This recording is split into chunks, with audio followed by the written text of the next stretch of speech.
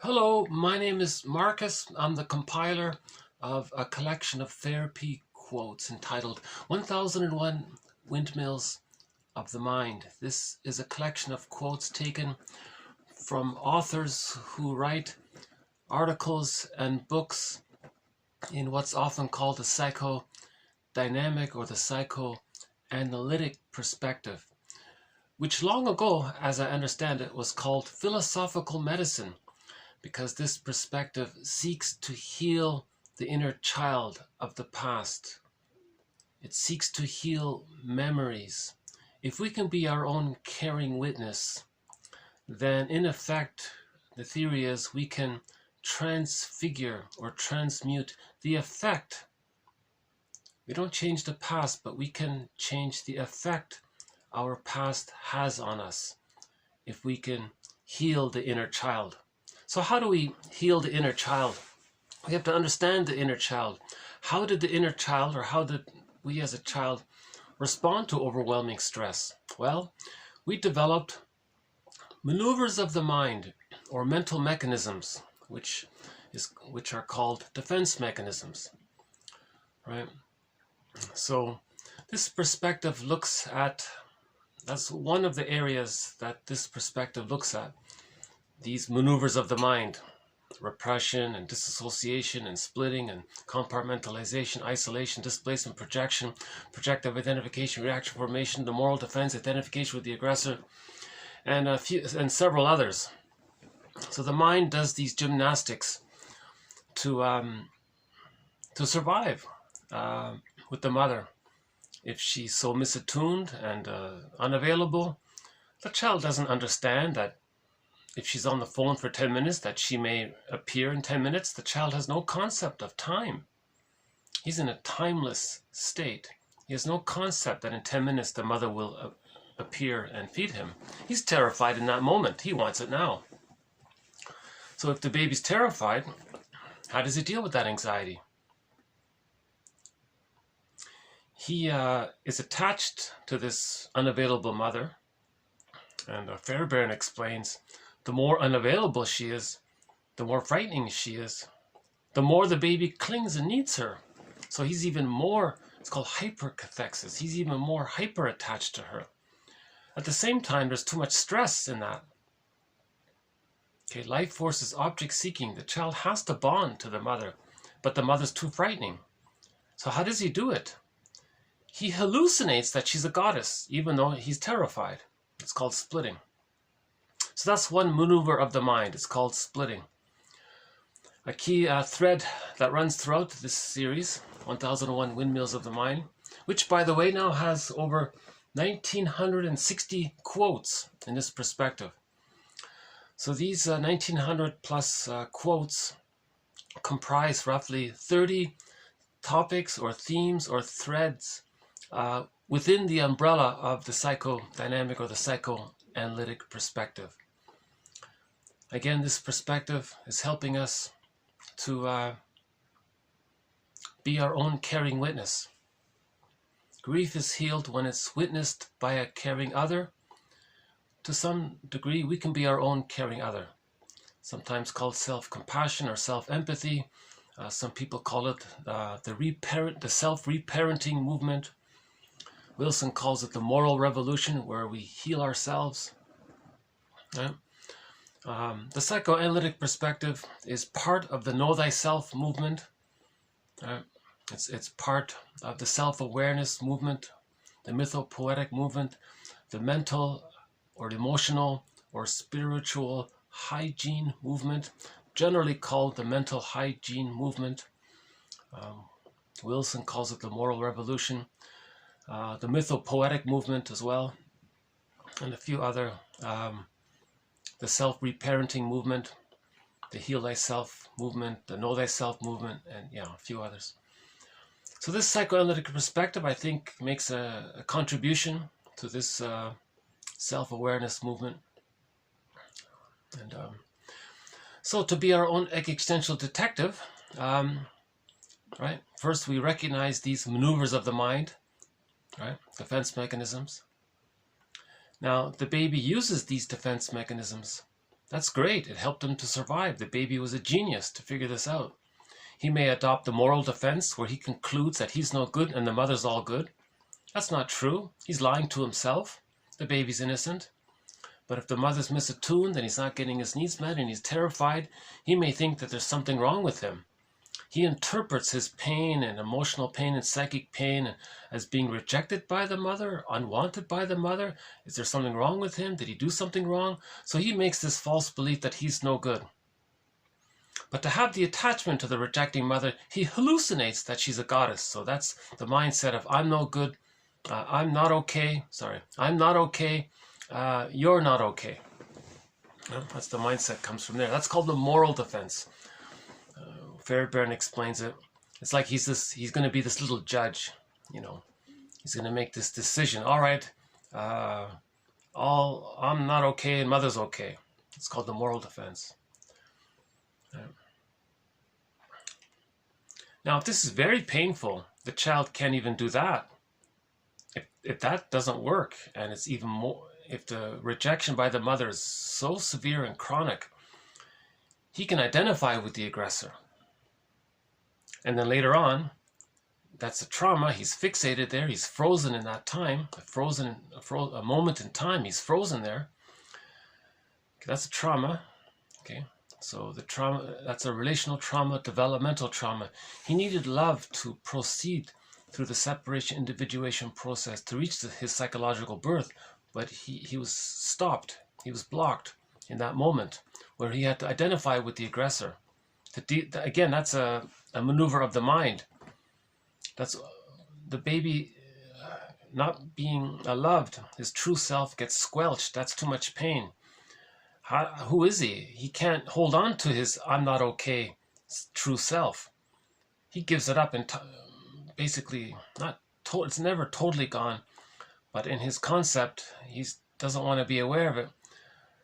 So he identifies with the aggressor. Now the aggressor, from the baby's point of view, was okay. Now he can say to himself that he's okay. Okay, so he has now what's called a false self. So that's another defense mechanism, creating this false self. The false self is a combination of taking refuge in the grandiose part self, which all babies have up until the age of 18 months. If the baby's true self is lost, what does he have left? He only has the grandiose part self, where he thinks everything's about him. Now he's fused into symbiosis with the mother. Now the mother is seen as this all-powerful, all-important, all-great, all-amazing one, and they're fused there. So the false self comprises of this fusion between the grandiose part self and the omnipotent part other.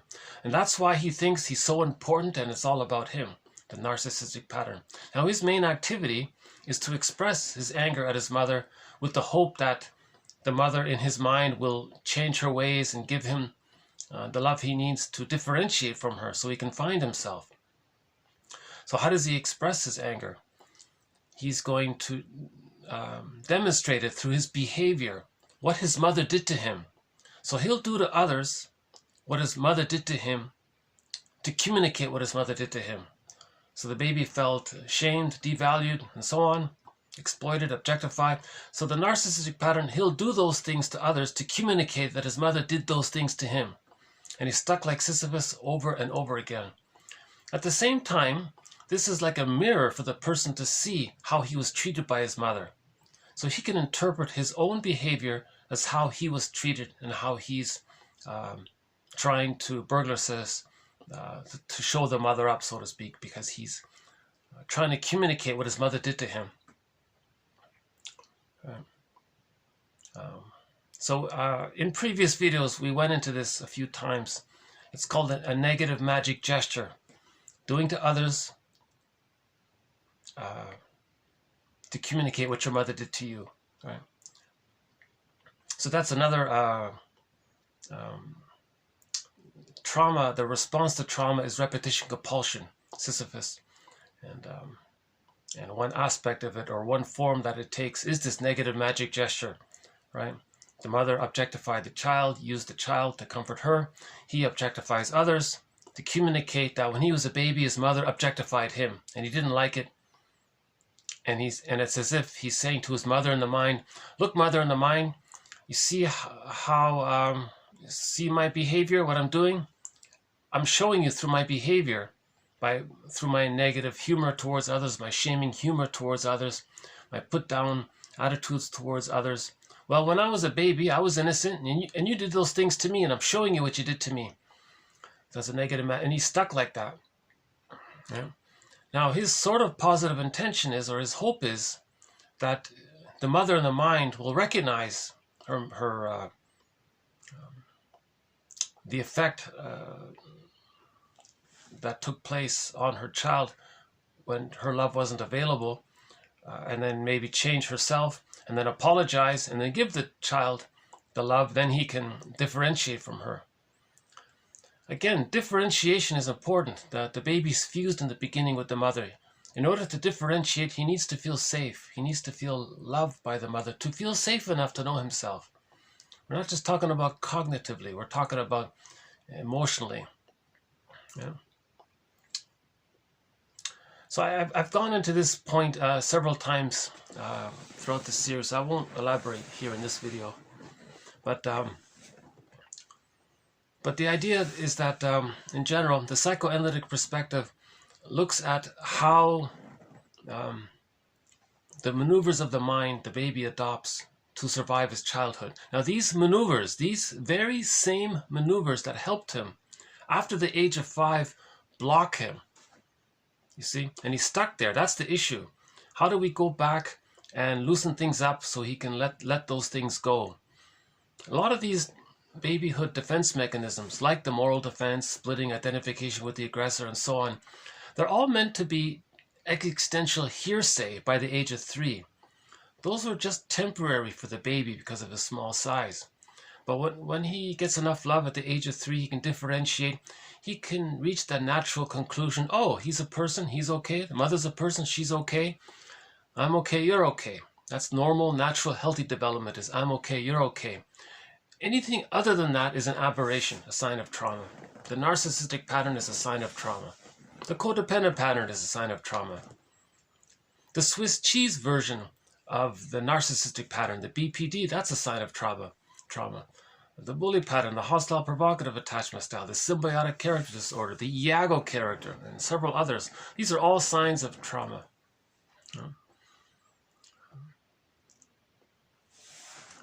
In the last video, there was a reference to the idea that roughly only 30% of children in North America get a secure attachment style to reach I'm okay, you're okay. But it's getting better according to that statistic cited in the last video, the one posted before this one. So maybe I'll just take a quick, hold on, how do we, actually today I think it's not a bad day, yeah. Okay, one of the nicer days here.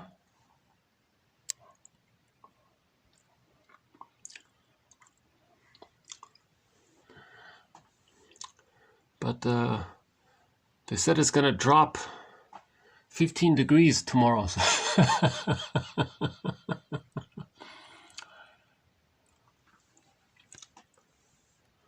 Oh, there's a bird. One of the crows. Okay, and there he goes. Okay. Yeah, I'm sad to hear about the crows. Yeah, I'm sad to hear about the crows. Yeah, yesterday there was a news item in Mexico, a whole flock of yellow colored crows, or crows with some yellow feathers or something. They just all suddenly fell to the ground. And that happened in other places too. Very sad to hear that.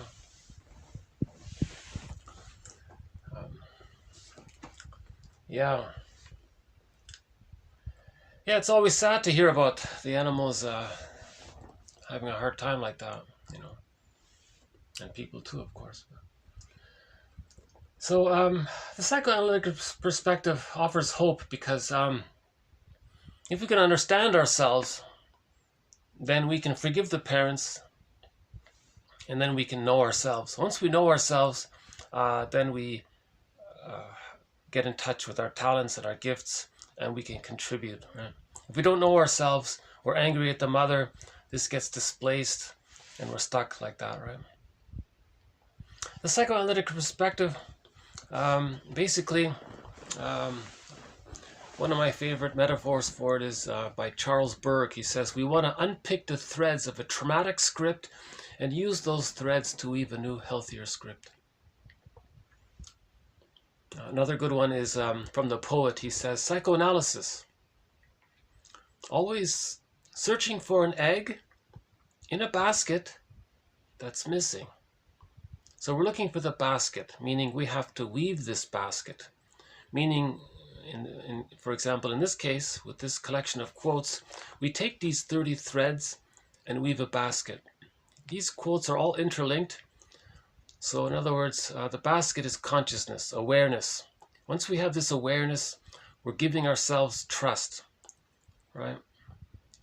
So this is part of the self-reparenting movement. We're giving ourselves the trust that we didn't get.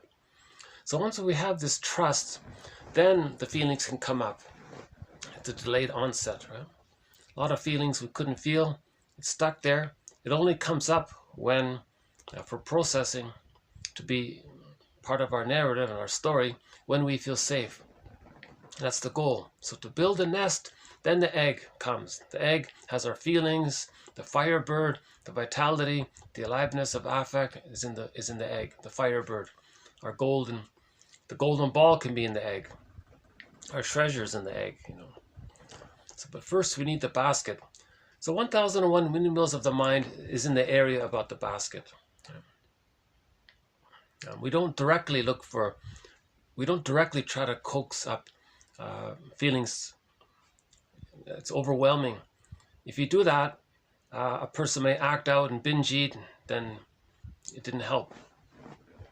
So you just first build the understanding, and then the feelings come up on their own. And it's a relief. It's a gradual process. Right?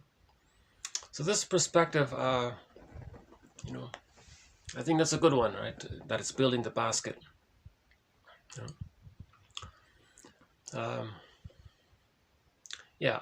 In other videos, I've discussed some of the other metaphors for this perspective.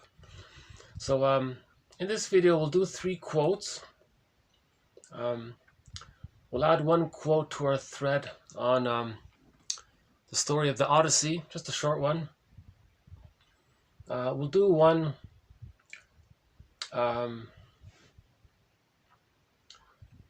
about, is it the Minotaur? I think we're doing the Minotaur one here, isn't it? The Minotaur? Yeah, the Minotaur one. And the third one will be about the idea of the feelings, a metaphor for the feeling self, the feminine principle. So that's it, basically. 4 quotes, yeah. So we have a thread in this series on the psychodynamics of myths and fairy tales. So again, like the child said, myths and fairy tales are true on the inside, not on the outside. They're metaphors, a set of symbols to describe our memories and our feelings, our fantasized personification. The baby thinks in images, so we can have stories based on these images, or we try to imagine something through association, what can represent something on the inside. It's a depiction of the inner theater, the inner world. Klein says we live in 2 worlds. And this inner world, meaning our unconscious, our script, our traumatic script, this traumatic script, this labyrinth, this inner world, this internal working model, this schema, myths and fairy tales are metaphors for it. Myths and fairy tales are soul stories. Every character in a myth or fairy tale belongs to one psyche. The main psychological pattern or motif in myths and fairy tales is splitting. Because in fairy tales and myths, you have goddesses and demons. Good breast, bad breast. The baby had to split. So the psychological maneuver of the mind called splitting is vividly noticed in myths and fairy tales. They're kept separate, right? Now, in normal, natural, healthy development, the child no longer thinks that the mother's a goddess or a demon in their unconscious fantasy. She's just a human, just a person, partly loving, partly frustrating, and the child can handle that. It's okay. But if it's too much, if the frustration with the mother is too much, and the child can't hold the two sides, he splits. Goddess and demon. It leads to the narcissistic pattern, over-idealization, over-devaluation, opinions, all or nothing thinking, these kinds of extreme opinions, and so on.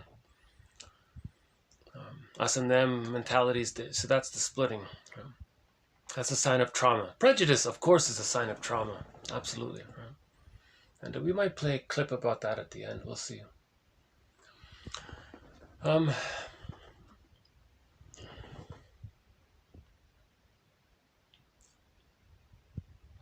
Yeah, I'm in a little bit of a slightly somber mood today because I just finished watching some information about. No, I won't bring it up.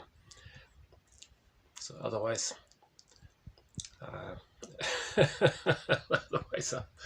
otherwise I'll have to start over.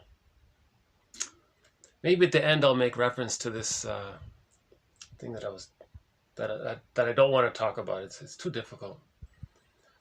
So let's go back to the collection of quotes here. So the story of the Odyssey, okay, that's a very inspirational, hopeful, encouraging. Odysseus is sort of a role model, right? So we've done several quotes about the story of the Odyssey. So we'll just add one more here.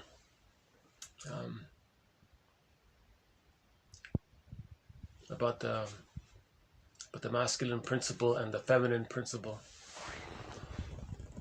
Okay, Odysseus or Ulysses is. So in the novel, it's Ulysses. By Homer, it's Odysseus. Odysseus's tension regarding the return. Okay, return to himself. Okay, so the Odyssey is about finding our feeling self, as symbolized by Penelope.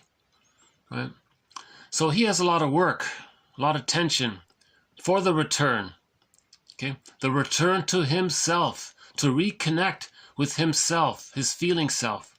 Okay, so Odysseus lost his golden ball, his feeling self. It's in the unconscious, in the labyrinth.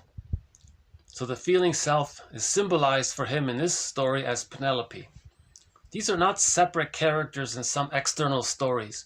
This is just a story to describe the internal quest.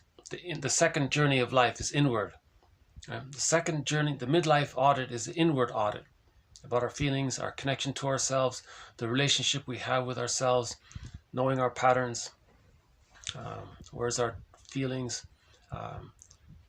tracking our feelings, that's the thread, and having discernment, you got to be a little conscious about that. Odysseus has the narcissistic pattern for the first third of the story. It's all about him, and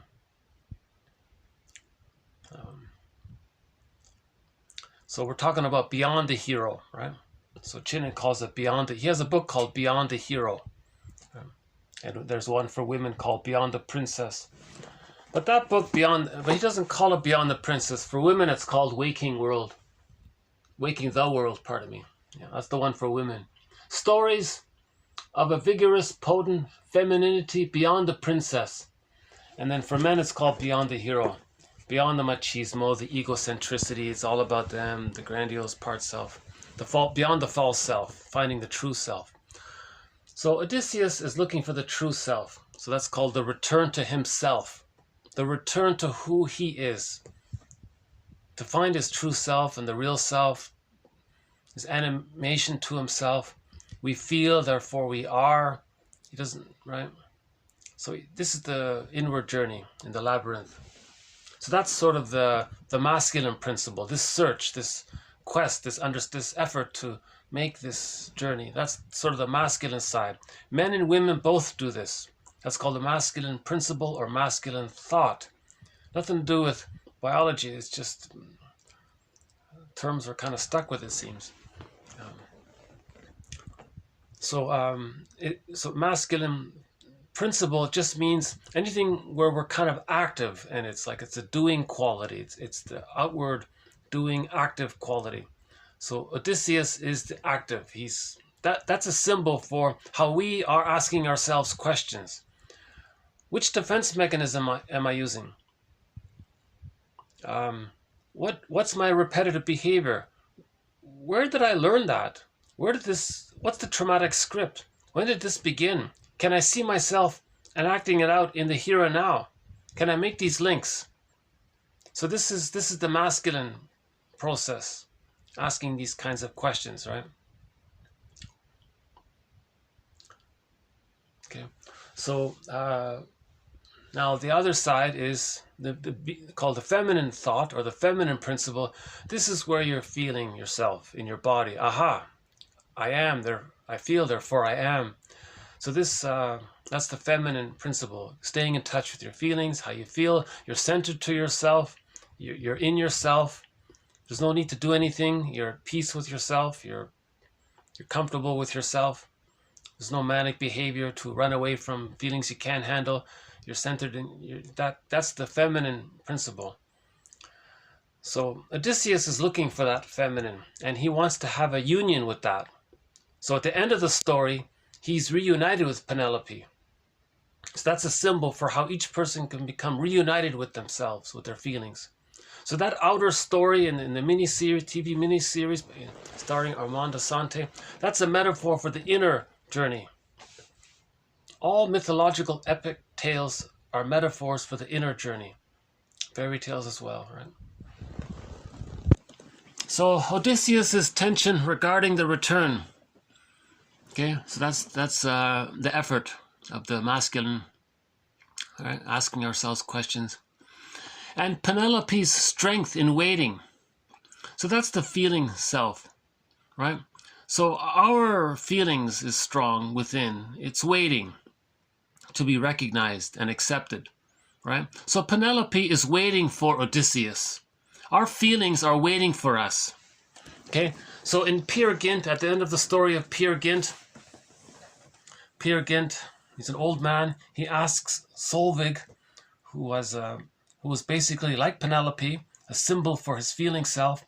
He finally, after all of his lifetime, after a lifetime of escapades, avoiding his feelings, at the very end, he gets a glimpse of his feelings and says, "Feelings, Solvig, where have you been all my life? I've been running around. I guess I've been running away from you. I've been searching for you unconsciously. Where have you been?" And Solvig says, "Are you kidding? I've been inside of you. I've been with you, waiting for you your whole life." So it's always there. It's just we're not conscious. We're not, right? So the conscious connection to ourselves, this is the journey, to be reunited with ourselves. In a myth or a fairy tale, when there's a wedding, that's a symbol for being reunited with ourselves within. Right? So that's the feminine side, right? So Odysseus, right? That's the masculine, and the feminine, symbolized by Penelope. So if there's a wedding, that's a symbol for being reunited with the two sides of ourselves. So it's the promise of union, right? On one side is a voyage. Okay, that's the labyrinth, the psychoanalytic path.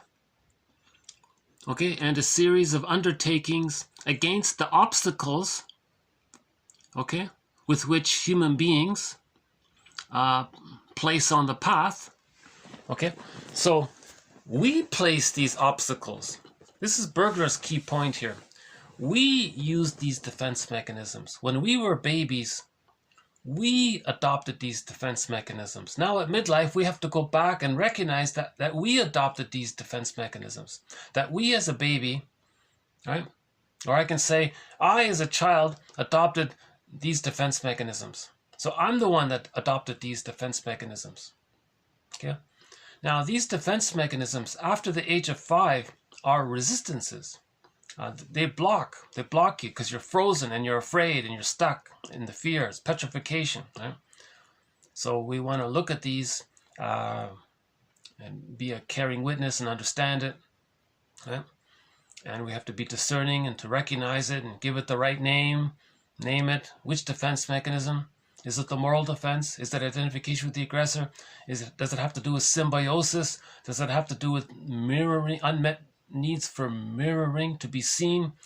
Does it have to do with unmet needs for like holding and feelings for safety and feelings for to be like communicative matching? Did the mother was she playful or was she criticizing too much? We got to name it out. So we have to be discerning that way. That discerning activity, that's the masculine thought or the masculine principle. Now the feeling that's underneath it, that's the feminine principle and the feminine self. The feeling self is underneath it. So we recognize the obstacles that we place on the path. You see? Right? So that's a resistance. So if we have if we project our unloved self onto others and say that they're no good, that's a resistance. Projection is a defense mechanism. All defense mechanisms deal with not wanting to be able or willing or ready to face our feelings. So when you blame, okay, so the child feels unloved, he felt shamed. Doesn't want to accept that, it's repressed. When something's repressed, it's projected. It's projected to preserve the repression, to preserve the person's ongoing use of not wanting to feel how he was shamed as a baby. So he projects shame onto, says shameful things about others to communicate unknowingly that he feels shame, but he can't admit it. So he's very focused on trying to convince himself and others that the other is no good. So that's a resistance to not wanting to feel that he didn't get his needs met as a baby. Yeah. So this is the kind of thing that we're looking for. We're trying to identify these things. So projection is a key thread in this series. Projection. Projection is the means of bringing repressed material to consciousness. In the last two videos ago, we had a quote, repetition compulsion is the means of bringing the traumatic script to consciousness. So in the search engine for this YouTube channel, in this channel, if you type in projection, you'll get many of the best quotes on projection, a key thread in this series. Lachlan calls projection a mirror. The thing you're saying about other people, that's a mirror for you to know what you don't want to face in yourself. He calls it a mirror defense. Okay, that's one side. And on the other is the waiting, right? Your feelings are waiting, right? Just like Penelope is waiting and Solveig is waiting and Echo is waiting in Narcissus, right? It's immobile center, huh? It's a part of you, your feeling self. It's within you. It's always waiting. Okay, there's a part of you that's always waiting for you. Okay, that's one way of saying it. There's a part of us that's always waiting for us, right? Which contains feelings and keeps hope burning, right? It keeps hope burning. That's exactly what Solveig said to Peer Gynt. I'm your faith and your hope. So Solveig is a part of the person, right? So Solveig is the feelings that we can't feel, but it's waiting to be felt. So this is the hope. It's always there, right? Now, a symbol for this hope is the weaving. Remember in the Odyssey, Penelope is constantly weaving something. She's at the spinning wheel. So that's the symbol for this ongoing hope for Odysseus to be recognized. So Odysseus finally recognizes Penelope. Okay. So Penelope had this constant hope. Now this constant hope is symbolized by the weaving, the spinning wheel, right? The spindle. Remember, she weaved something and then she had to unravel it, and then she wove it up again and kept doing that waiting activity. That's a symbol for us to recognize our feelings, right? So Odysseus and Penelope express complementary and convergent feelings which join together. So finally, at the end of the story, they join together after 20 years, after this long midlife audit. They join together in that eternal image, passed down by Homer. Quote, the royal pair mingled in love again, and afterward lay revelling in stories. Her story about the waiting and all that, and Odysseus told his stories.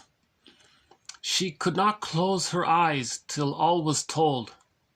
Okay, so this is not just some image of some external romantic scene of a man and a woman being reunited. It's not about some external romantic love story in a movie. It's not like that. It's a symbol for when we become reunited with ourselves. There's an inner, when we recognize ourselves, the symbol for that is that reunion between Odysseus and Penelope. In fairy tales, it's the wedding. It's the reunion. When we wed, we get married to our feelings. Like our consciousness marries our feelings. Our masculine thought marries our feminine thought. Our feminine thought marries our masculine thought. You see, they're together. Now our masculine thought afterwards is guided by the feminine thought. Now the feminine thought is supported by the masculine thought. You see, women at midlife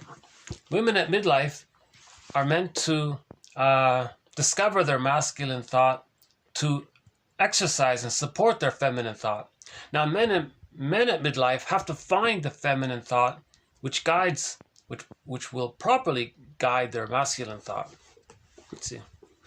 So that's why there are two books.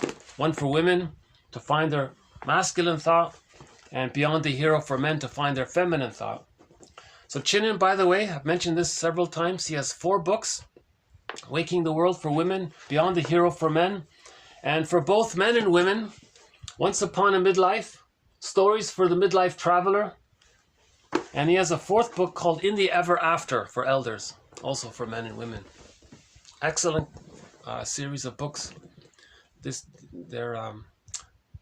He provides psychological commentary on over 50 fairy tales.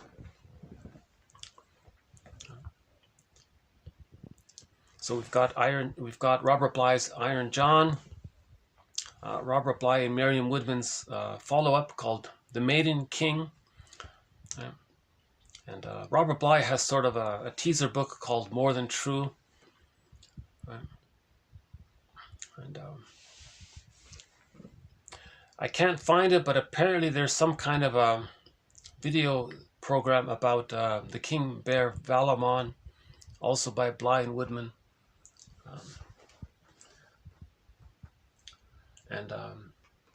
Okay, so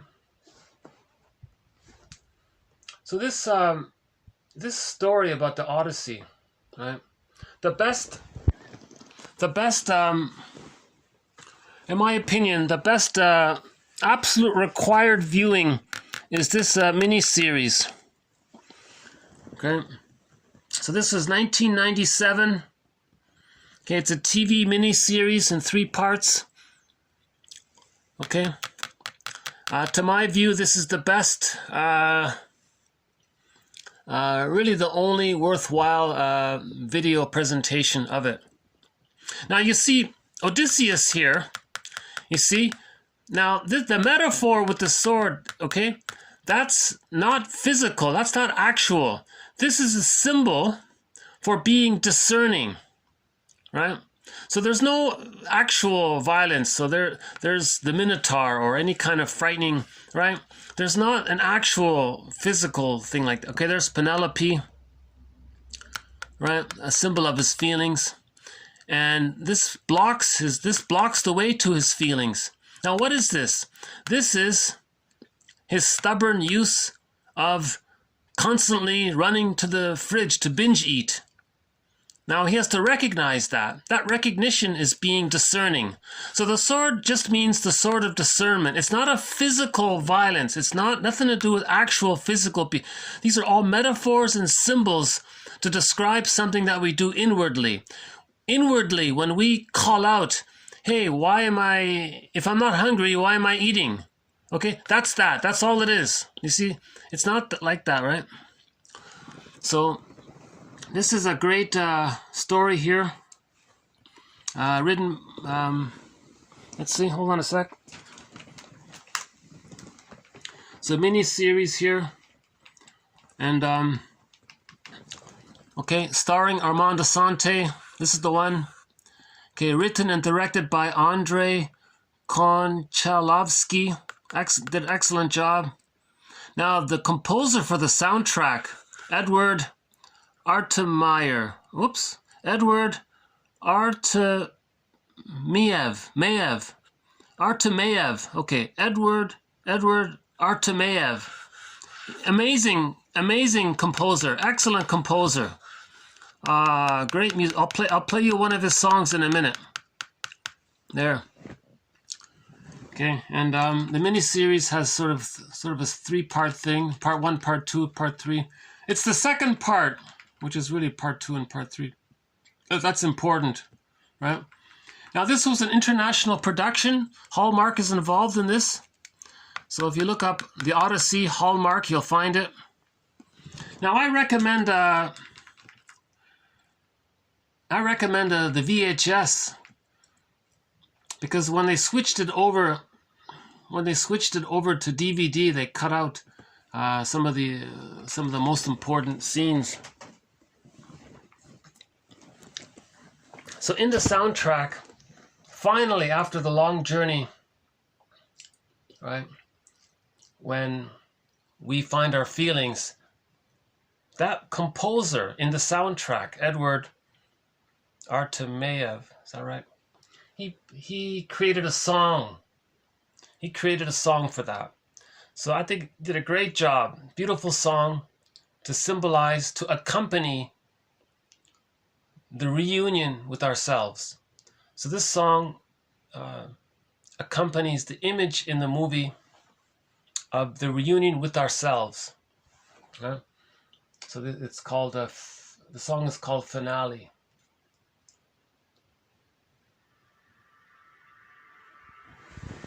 It's the final track, track number 24. It's the final track off the soundtrack.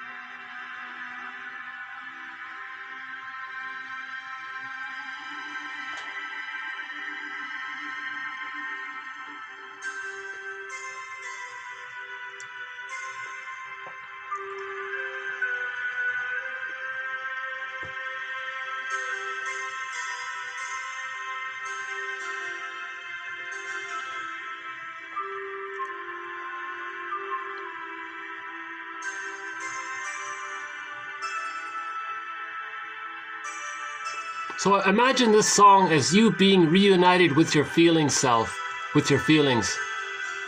You feel, therefore you are. I feel, therefore I am.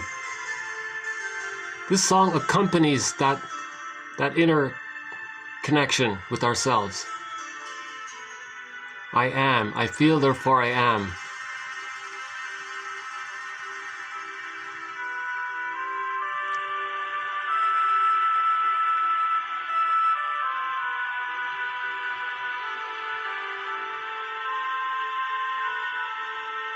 reunited with ourselves.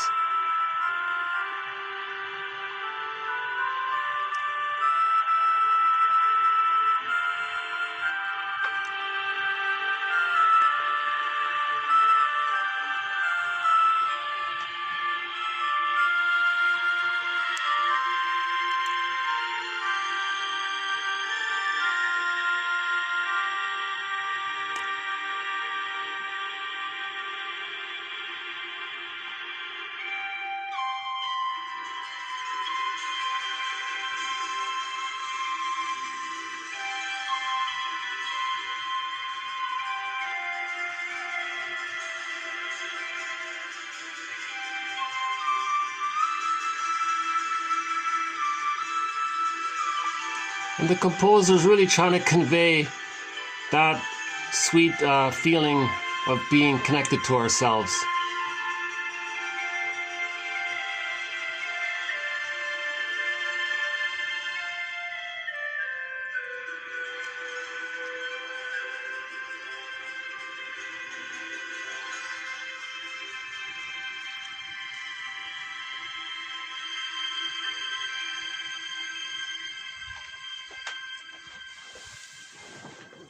Don't you think he did a great job? That's a great song. I love that song, yeah. And another great song on the soundtrack is Calypso. That's a great one. About Calypso. Who played Calypso, by the way? Let's see. Hold on a sec. Calypso. Hold on a sec. Who played Calypso? Oh yeah, Calypso. Vanessa Williams. Oh, I remember that now. Right, she's like a supermodel or something, right? Vanessa Williams. Calypso. Right, and Circe was played here. And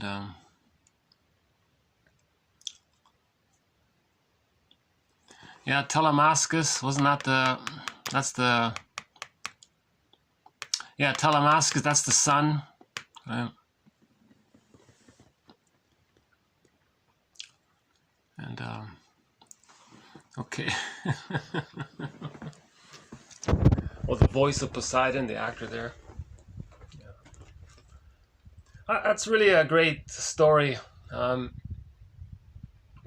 story really starts when he enters into the hell scene. Yeah.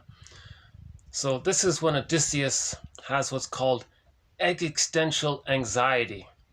Existential anxiety. What is he meant to do? Who is he really? How does he? What is the relationship? What is he? All of these questions that we have about midlife.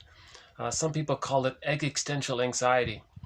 So then you got to look at some inner truths. So that symbol for that is the hell scene in the underworld. You recognize that we betray our feelings. So Odysseus saw Agamemnon in the hell scene. Agamemnon is a symbol, a metaphor for how any person, male or female, can betray their feelings. So he recognized that that up until then, he's always betrayed his feelings. That's why there's such a gap a long distance between him and Penelope. It's a vast, long voyage across the ocean. Is the unconscious, is the ocean. Long journey, right? Because he's been betraying his feelings for the first half of life. He ignored his feelings the whole time in this machismo thing. Right? Expressing his anger at his mother. Now in the hell scene, he saw Jocasta. Jocasta is a symbol for recognizing that for whatever reason, the mother was caught in her existential dilemma, hence the painful recognition that the mother didn't have the love to offer her child. So we saw Jocasta in there. That's the recognition that the mother didn't have the love to offer. Now she would have if she could have, but she didn't have it. So there's a painful recognition that we weren't loved enough properly. Yeah. Odysseus saw Sisyphus in the hell scene. And when Odysseus looked into Sisyphus's face, he saw that it was his face. That's a symbol for how we are repeating a traumatic script over and over again, based around, right? And related to that is how we betray our feelings, and how we're in rebellion against mother's love unavailability. And we're stuck like this. Now, when he leaves the hell scene, he has purpose. He's going to find Penelope. He's going to find himself. Man's main task is to give psychological birth to himself. If he didn't get it naturally by the age of 3 with a secure attachment style, then he has to give it to himself. That's called the moral revolution, where we give psychological birth to ourselves. You know. So he went on this journey, right? Now, when he left the hell scene, it's difficult, right? The sirens kept saying, give up, don't bother. But we know what happens if he listens to the sirens, right? He loses himself. So he resists that. He ties himself to the mast. That's a symbol of saying, no, I'm not going to regress and give up and do something where he doesn't care anymore about himself or something. He's going to resist that temptation because he has Penelope inside of him. Right? Peer Gynt has Solvig. Narcissus has Echo. Each person has the feminine principle within. Each person has feminine thought within. Okay? We feel, therefore we are. We have that feeling, it's just squelched. So we have to find it and accept it. No more shaming of the feelings. There's a video clip at the end there where a guy was shaming somebody's feelings. Maybe I'll play it. Yeah, that's back to that one now.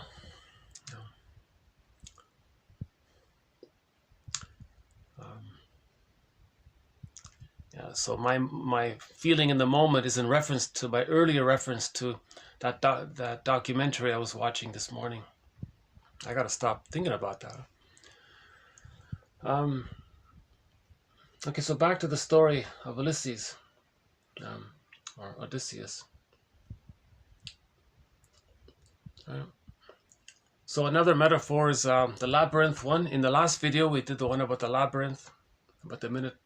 Oh yeah, no, later on we'll talk about the Minotaur. Okay, so in general, okay, while myths tell fascinating stories, yes, they're entertaining and all that, okay, they also reveal psychic potentials, okay, emotional potentials, mind potentials, existential modalities, okay, existential modalities, feminine thought, masculine thought, existential modalities, the doing, the active, the doing, and the feeling and the being. Existential modalities. Existential anxiety. Existential anxiety is an existential modality. Jocasta being trapped in her existential dilemma, that's an existential modality of being trapped like Sisyphus. Okay, so we got the consciousness and the repression, okay, of the personality. What we know about ourselves, that's the light. What we don't know about ourselves, that's the dark, the so-called darkness of the personality, in whom each of us can recognize. Okay? So in these myths, we can recognize ourselves in these myths from time to time.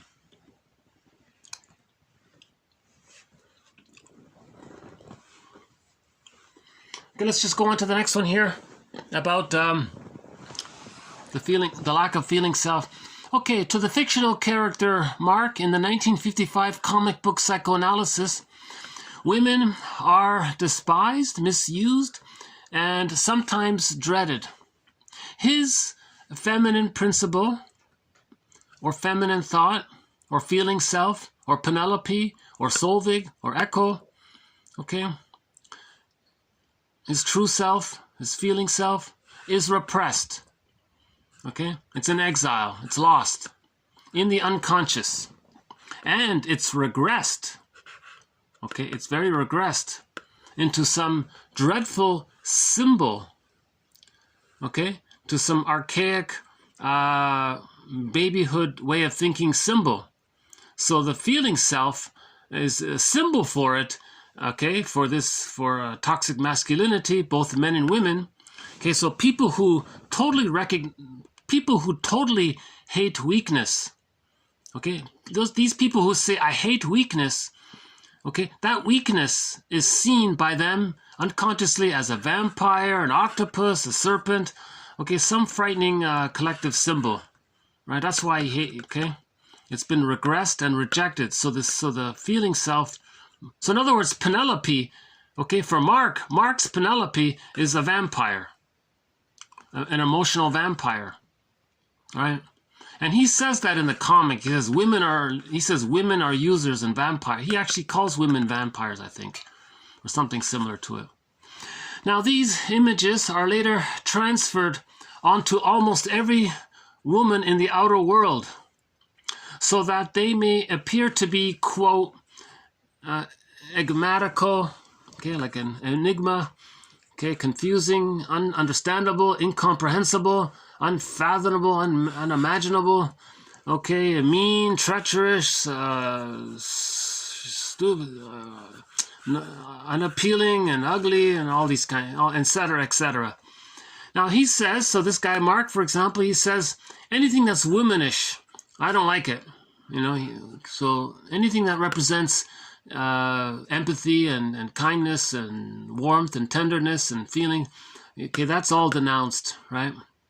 Because in his unconscious, when he was a baby, his feelings were rejected.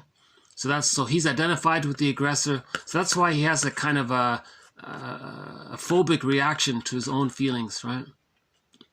That's all that means. That's why it's in quotes here. The feminine principle, the feminine thought is denounced, right? By for example, this character Mark here. Now the basis of this unfortunate one-sidedness is always, of course, an early tragedy between the baby and the first representative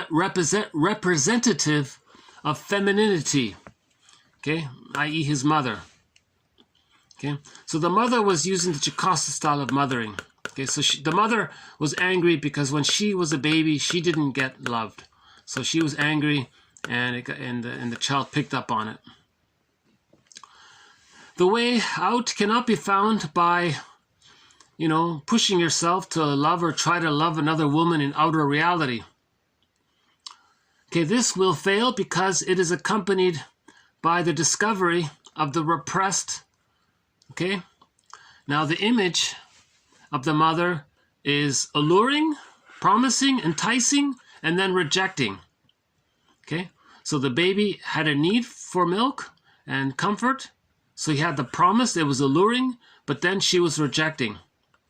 Now there's an image around that. Now this image of this is like a vampire, the mother using the child. You see, so the mother using the child to meet her needs. The child, his feelings get so squelched, and the child's concept of the mother is that she is like an octopus to the child, siphoning from the child. It's not supposed to be like that. Mothers are there to meet the needs of the baby, not the other way around. If it is the other way around, the baby will feel that the mother is being some kind of emotional vampire kind of thing, right? That's the idea there, or the theory, I should say. Okay, the negative. Okay, the negative. Now this negative symbol. Okay, this negative symbol has to be faced. So that's what this is. Okay, in the Odyssey here. Do we still have it here? Hold on a sec. So this symbol has to be faced. So here's the symbol, okay, that we're talking about here. The octopus, the vampire, the dangerous thing. So this is a symbol of how the baby felt, how the baby felt, how the mother siphoned love from the baby away. In other words, this means the mother used the baby to meet her needs. So it felt like to the baby that the mother was like an emotional vampire, right? A parasite or something. So this recognizing this, you have to be kind of a little masculine, right? Like a masculine thought to recognize. Now, the sword just means you're discerning. So he might, now this, okay, so this would, in terms of actual expression, this would be where the guy picks up the phone and calls his mother. I need to talk to you. When I was a child, and you did this and wanted me to do this for you or expected me to do this for you, I didn't like that. And she might guilt trip you. No, you're guilt tripping me. So this is the active spirit, and that's all that it means. This dramatic symbol in the story is a symbol for when a man or a woman speaks up to the mother and makes an I statement. They're not aggressive towards the mother. They're just saying firmly, no, when you did this, I felt this and it hurt. I didn't like it. I would appreciate if you could hear me, if you could acknowledge what I'm saying. And she'll not acknowledge it. Now, you not acknowledging, that again is a repetition of what I'm talking about. I feel her, and he might have to, okay, you know what, mother? I think you need to talk. Maybe it'd be helpful if you talked about what happened to you as a child, because I think what you're doing is you're making me feel how you felt when you were a child, right? So I felt hurt and scared. Maybe when you were a child, you felt hurt and scared. And that's called projective identification. The mother wants the baby to feel what she can't feel. So the mother is containing, the baby is containing what the mother can feel. So maybe the person can call that out. Now the mother might look inward. Okay, good. Now I'd like you to read Eric Burns' book, Games People Play, and tell me which one of these games do you think was used on you, or do you think maybe you are using? And then just pause it there. And then a month later, did you read the book? Let's talk about the book. So you got to, that's what that symbol means in the Odyssey. So it's a symbol for that, a dramatic symbol for that is Odysseus, fighting with this monster creature. That's all it is, right? Because the baby exaggerates things, right?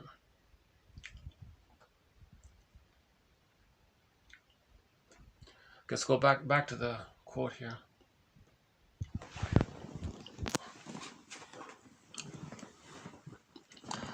So this has to be discovered, right?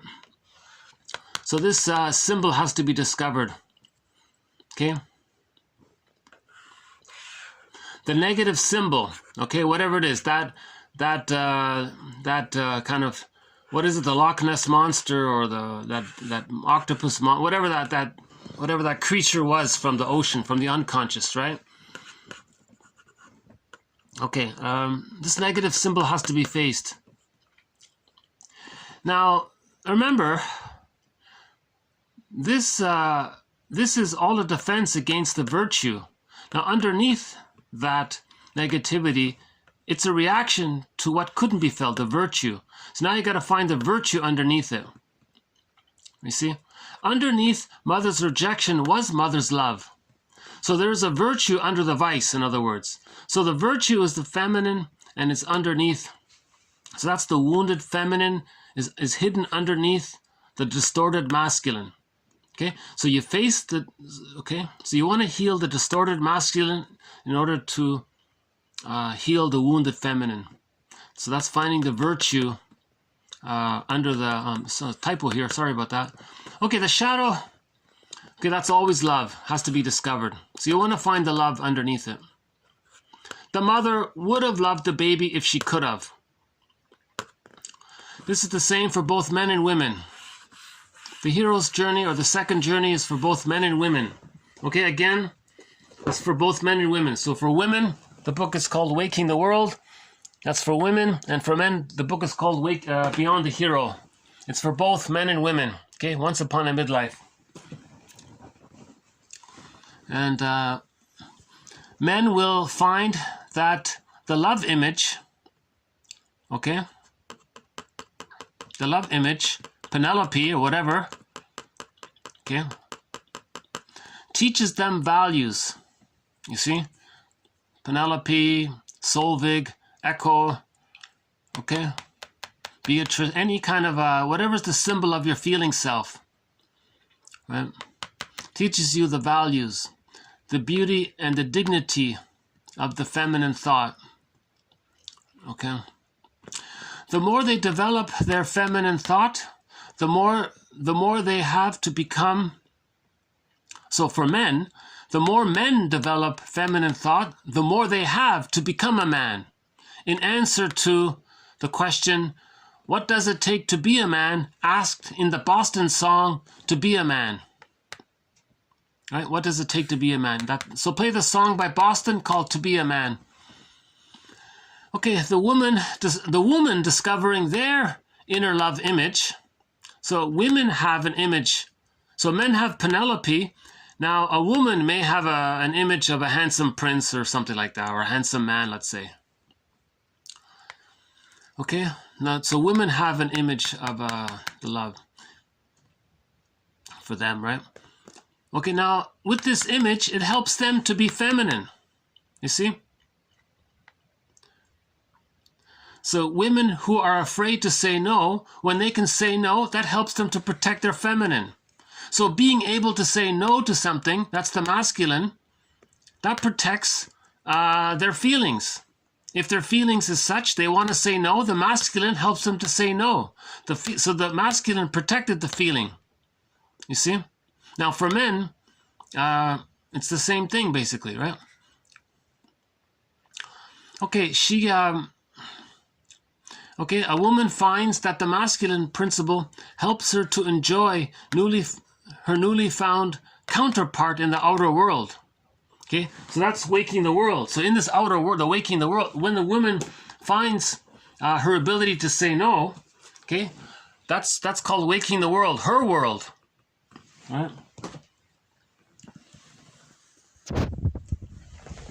So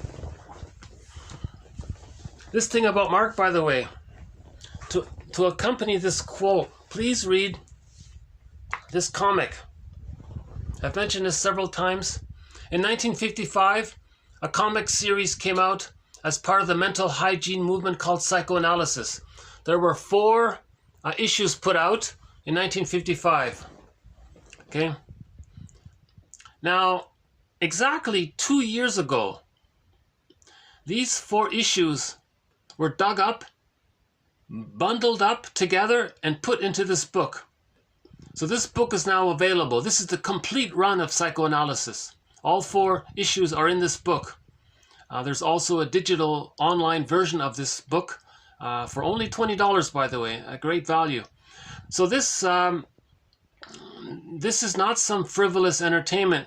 This is actually educational. This is meant to teach psychoanalysis. This teaches you the psychoanalytic perspective. Okay? Yes, it's dramatized a little bit, but the purpose is to teach you. This is part of the mental hygiene movement, the emotional hygiene movement, and the spiritual hygiene movement. There are 12 therapy sessions demonstrated. Okay, roughly 3 per issue. These 12 therapy sessions, okay, so there were 4 sessions with this guy Freddie, 3 with Ellen, and 5 with Mark. Now the one there with Mark, okay, he's the guy that this quote, a perfect example of this quote is the Mark character. That's why I include it there. Okay, a perfect example of this quote here, TQ 1962, is this guy Mark character, right? So he had a very negative opinion about women, and he called women these kinds of things, as described in here. So he has a long journey to go to find his feeling self. So the tragedy with Mark is described here, right? The tragedy with Mark, right, is that, where is it? Yeah, the basis of this unfortunate one-sidedness is always, of course, an early tragedy between the child and the first representative of femininity, his mother. Okay. Okay. So the mother is overly bonded to her mother, and she's angry about that. So that mother says to her mother in the mind, look, mother in the mind, I'm going to show you through my behavior how you used me. So Mark got used, he grew up and then exploited others. Right? So that's called intergenerational trauma. Right?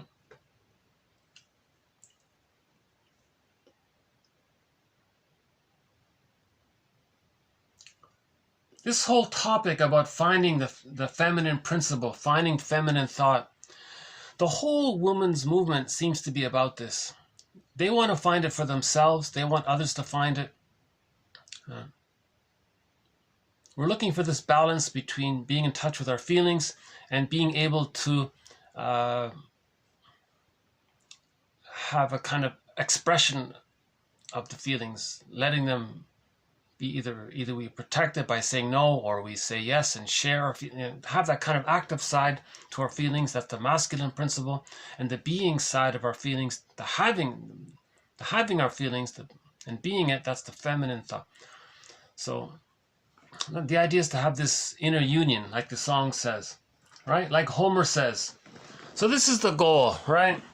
The goal is symbolized here in this eternal image passed down by Homer 3,000 years ago or whatever. The royal pair mingled in love again, and afterward lay revelling in stories, her of what happened to her and his adventures. And when he was talking, she couldn't close her eyes till all was told. So it's a romantic image on the outward. We're looking for, that's a symbol for what we're looking for on the inward. A self-acceptance, a self-connection, that self-relationship, I have a lot of admiration for people who can meditate and follow the thread and follow their feelings and find that kind of center and stay there and enjoy that. And I'm sure they face their minotaurs in the process. So in the process, okay, Odysseus had to face the minotaur, right? So this could be a minotaur. It doesn't have to be whatever that is, the Loch Ness monster or whatever it is. It doesn't have to be, a marine kind of thing or whatever it is. There are endless variations of the symbol that represents complicated grief, aggravated grief, our anger, our hurt and rage, not being loved. So let's talk about the Minotaur in the labyrinth. Okay, so similar to Odysseus on the ocean voyage, we have Theseus in the labyrinth. So he has the thread, that's his feminine thought, and he has the sword. That's discernment. Woodman calls it the sword of discernment. It's not an actual physical object that he's holding in his hand. That's just a symbol. Okay, myths and fairy tales are symbols. They're metaphors to describe some kind of inner thinking or feeling or orientation or aspect or element within, something about our inner world. Okay, myths and fairy tales are an attempt to talk about our inner world. They're right. Now we have jargon, but before the jargon, right, we used myths and fairy tales. So the jargon of the metaphor would be the bad object, or the refusing part bad object, or the inner critic, or something like that, or the super ego, or something like that. So this quote talks a little bit about the story with Theseus in the labyrinth with the thread, his feeling self, and using the sword of discernment to face the Minotaur. So the Minotaur is how we are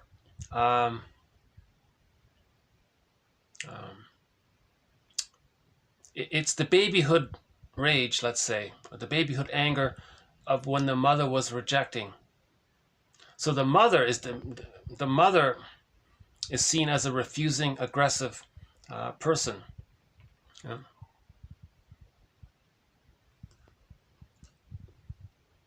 Okay, there's two interpretations here. One is the baby transfers his rage at the mother and thinks that the mother is enraging at him. So he think, okay, so in Hansel and Gretel, so the witch won't eat me. Okay, the story is that the witch wants to eat the children. That's a metaphor for the baby thinking that the mother wants to devour him. What we're talking about is the baby wants to take in mother's love and comfort and nurturance and so on. He's not getting it. The baby's enraged. He may think that the mother's enraged because of the fusion. They're blurred there. The baby's enraged. He may think that the mother's enraged because he is the mother and the mother's him. He can't tell them apart. He doesn't know where he ends and his mother begins. So when he's enraged, he can easily think that his mother's enraged. Now he's afraid of his mother. Now he has this need to take in mother's supplies. He may think that the mother wants to take in the child's essence or supplies or even him. You see, the confusion is that. So the child may perceive the mother as a minotaur, a dangerous animal. So Theseus has the sort of discernment to recognize this, to understand fusion and displacement and projection and primary process thinking, to call these things out, right?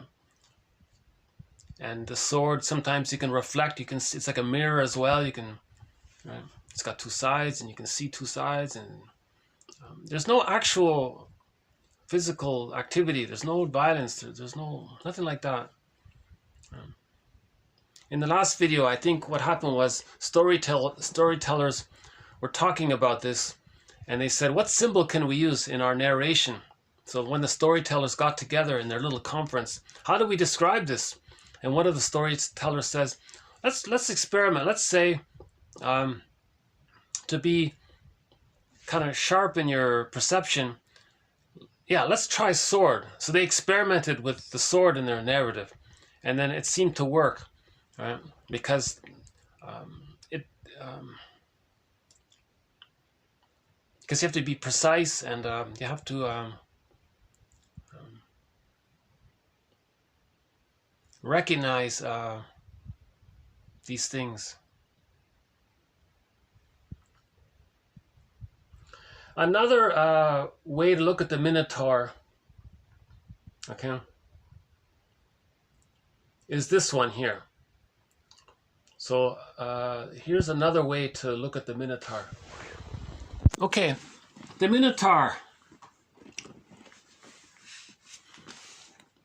Okay, the Minotaur represents or symbolizes or is a metaphor for regression. Okay, his regressive character seems to express itself in the incapacity to think like a man and reflect for himself. Okay, he can't think like a man. Okay, the Minotaur, right? You know the image, right? He's got the body of a human, but the head of a bull or something, right? So he can't think like a man. He thinks like a bull. But he has a man's body, so he has the man's needs, but he thinks like a bull, right? So he has the needs of a human, but he thinks like a bull. Okay, that's the Minotaur. That's regressive. That's the symptom of trauma. Okay? So storytellers thousands of years ago would talk about a man who has human needs but thinks like a regressive, aggressive bull. They would draw the picture of the Minotaur. Okay? The recognition of this is all within the labyrinth. So we're talking about the labyrinth here. Okay? This is inward. This is all inward. Okay? The Minotaur represents, or is a symbol of, or a fantasized personification, or a storyteller device, or a storyteller technique, or a storytelling prop, or teaching tactic, or whatever, a metaphor, okay? It points to something else. Metaphors describe something to point to something. For this trauma or regression, this regression where you have human needs, but you think like a bull, right? Okay, his So a man's regressive or a woman's regressive character, okay, like the Minotaur, seems to express itself, okay, in the incapacity to think like a man and to reflect himself. He can't reflect himself, right? Obviously, right? He doesn't have the human head. He has the bull head, right? Remember? Okay, his tragic innocence. Okay, interesting, right? Tragic innocence. The baby is double. Okay, it's a double insult to the baby, right? Okay, a baby traumatized like this, they grow up, they don't have guilt because they never received love, so they can't feel anything about an other, so there's no guilt. You have to have a concept of the other to have guilt. If you have no concept of the other, you don't feel guilt, right? If you think you're a little god, it's only you and solipsism, and you don't notice that others are people and with their rights, there's no guilt, right? Because there's no other people. He hasn't matured to that place. He's still fused with the mother in a very regressed state, right? So that's this archaic, regressed concept. He hasn't developed, he hasn't differentiated. Okay, his innocence is double. He can't feel guilt about anything because he's just this angry baby. Babies don't feel guilt. Babies don't say thank you. Babies don't apologize. When did you ever hear a baby say, I'm sorry? Babies don't have that yet, right? Babies don't feel guilt. Babies don't have gratitude. Babies don't say thank you for feeding me, mommy. Babies don't have that yet. It's too early, right? They don't have this guilt and gratitude and reparation and otherness, right? Also, it's double, right? Another one, a lack of reason. Of course, he only has the old brain. He only has the mammal brain, the bull brain. He doesn't have the reason. The neocortex hasn't developed. He doesn't feel safe enough. He's too stressed. He has to think in terms of survival. He only thinks, right? So he doesn't have the reason. In other words, he's a stranger to himself. He's a human, but he thinks like a bull. So he's a stranger to himself, right?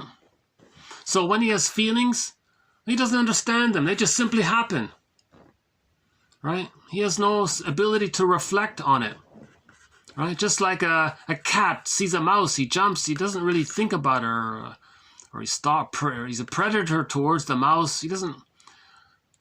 You get the idea. Okay. Anyways, the Minotaur seems to be delineated as a hybrid with which the Greek imagination, the storytellers, okay, the Greek imagination, those old storytellers, right? Sophocles, Homer, and all these people. What is it? Euripides? A whole bunch of them, right? Okay. The Greek imagination expressed a hybrid with which the Greek imagination expressed anguish. This was their anguish. The storytellers had anguish about this. The storytellers had anguish about this trauma that takes place with some babies, right? In the face of regression. Okay. Because remember, this is the plunder system, right? People are trying to plunder, so they traumatize the babies. So, okay, this is part of the pillage system, right? So they traumatized the babies. They wanted babies to think like a minotaur in order to plunder, and so that's a huge issue. Another topic about that. Okay, so the minotaur. Of course, he's still a human. He has human needs and wishes and feelings, without being able to know or reflect or communicate them, because his head is like a bull. He can't talk about it. Regression strikes the client. Not being able to move ahead, in the incapacity to renew himself and thus produce culture. Okay? So people with the hostile, provocative attachment style, the bully pattern, they're not really into feelings and culture and art and music. They just, right? They just want to control someone to comfort them. So that's, right? They're not advancing. They're still trying to get their mother's love, and they can't get it. But now he gives an example. He says, okay, for example, let's look at the condition of many urban young men, right, in poor areas, who have learned, or never mind, just in general. So many young men, even in even in rich neighborhoods, doesn't matter, who have learned neither from family or school to construct the foundation of thought, the habit of reasoning, or transforming a passion, right, into commitment. Because we live in a fatherless society. A fatherless society, and the school system is prejudiced. So we live in a fatherless society. So you can see what happened. You can see what's going on here, right?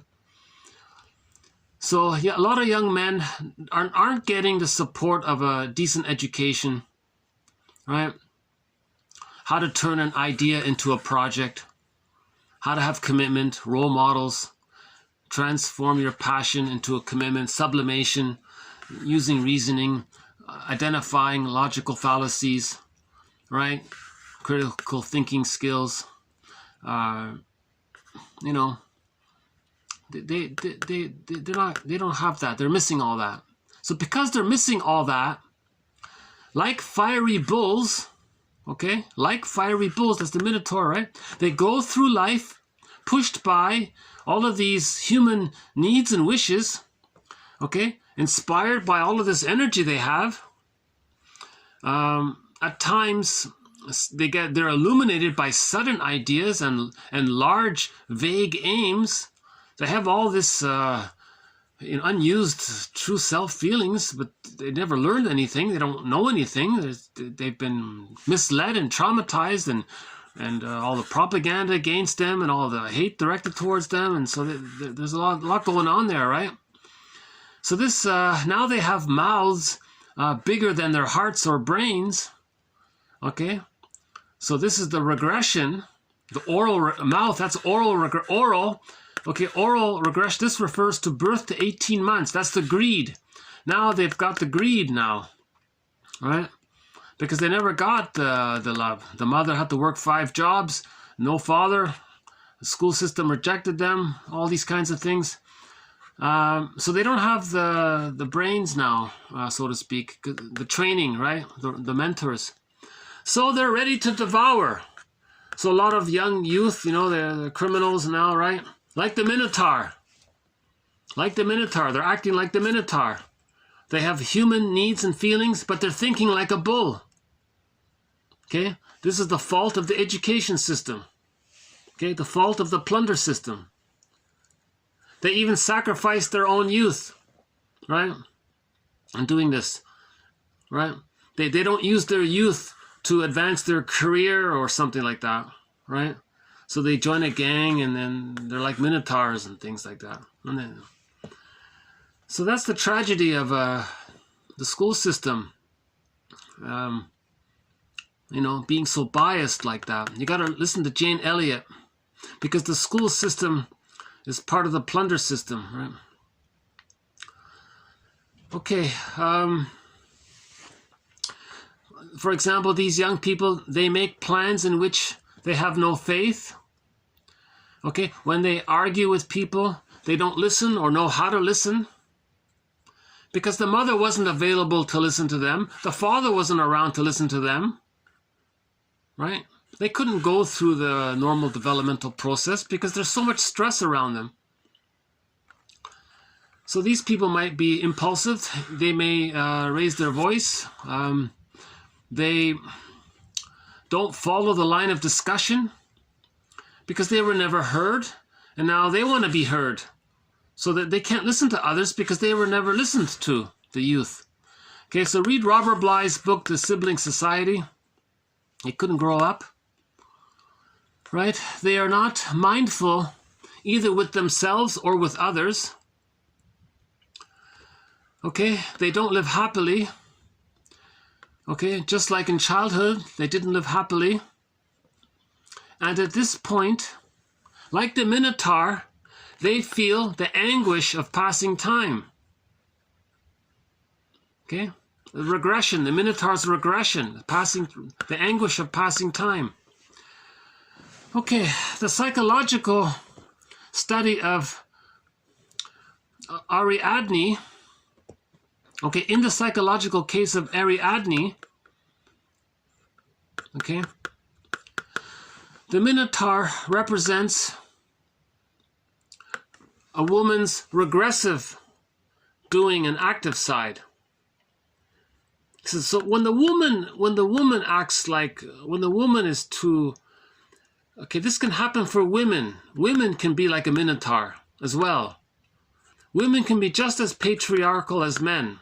Okay, this is not about men and women. Right? This is about energy here. Modalities, existential. We're talking about existential modalities. A condition like this costs a lot, obviously.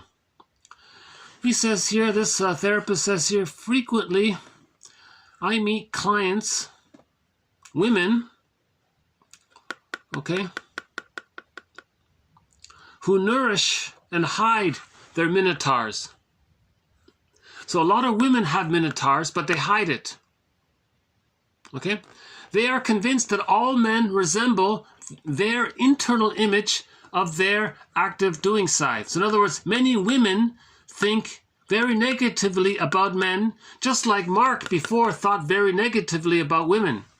So a regressed man might think the woman is a Loch Ness monster or something. The woman might think that the man is like a minotaur, a bull or something. Crude, rude, brutal, and all these things, right? But that's their own feeling self. They're talking about their own image of their masculine thought, you see? They affirm that men are inferior. Men are no good. So just like Mark said women are no good, women say men are no good. She had a low opinion of men, like the Minotaur, without realizing the existence of her own projective mechanism. Okay, so she's doing the same thing as Mark. In other words, there are female versions of him. Okay, so in other words, there are female versions of Mark. This story with Mark, there are female versions of that guy. That's what she's saying here. So Mark had a negative opinion about his own feelings, and then thought women were negative in a certain way. Women can have damage about the ability to say no, ability to express their opinion, their wishes, their assertive side, their masculine thought. That's got very damaged. So their image of that is like they can't feel it. It's repressed. When it's repressed, it's projected. So then they say men are like minotaurs and bulls, but they have an inner bull themselves, but it's repressed. So their masculine thought is damaged. Right? So they have a wounded masculine thought. So that's what this book is about for women, to heal, to face and find their own inner masculine damaged thought there, right? That's the idea about that.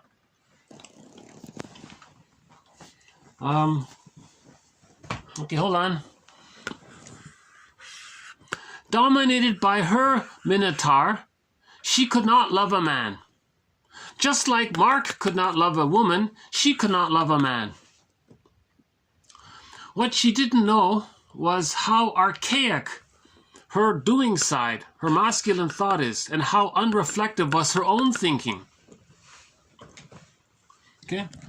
So just like how Mark couldn't self-reflect, okay, a female version of Mark, let's call it Marquette, or what would be a name to describe the female version of Mark? Marquette, I guess. Let's just temporarily say Marquette. So Marquette, okay, doesn't reflect herself, just like this guy Mark couldn't reflect on himself. So we could easily have a female version of Mark in a comic. Oh my God, this was 1955. We have 12 therapy sessions for 1 year. I really think this series should come back, and every year we have 12 therapy sessions. I think every year we need a book for every year. That would be one therapy. That would be humanity on the couch for 1 hour a month. One session a month. Everybody reads one therapy session a month. So we need one of these books a year. This was a great idea. This really needed, this should be brought back. I think the reprinting of this maybe might encourage that. Let's hope so. It's difficult. I find it personally difficult to talk about myths and fairy tales, how they're symbols. So I definitely will need to update this one. This was my first time to look at this one about Theseus and Ariandre and the Minotaur. The last video and this video, that's my first time. So I'm kind of babbling along here about it. I hope some of it piqued your curiosity about this. Yeah, she wrote a good book, not a bad book. This woman here, it's in English. What's her name? Calcarenghi. So if you want to learn more about this, read her book, Calcarenghi. That's her name there. Can you see it? Valcarenghi.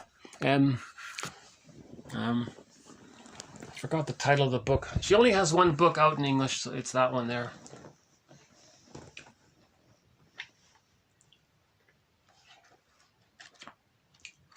Okay, so we have the story of the Odyssey, Orestes. I won't talk about Orestes here now, but that's a great story. Orestes, the Odyssey, and now a little bit about the labyrinth, Theseus, the thread, Ariandre's thread, and Theseus, and the sword of discernment, and he has the thread represents his feminine self, the sword.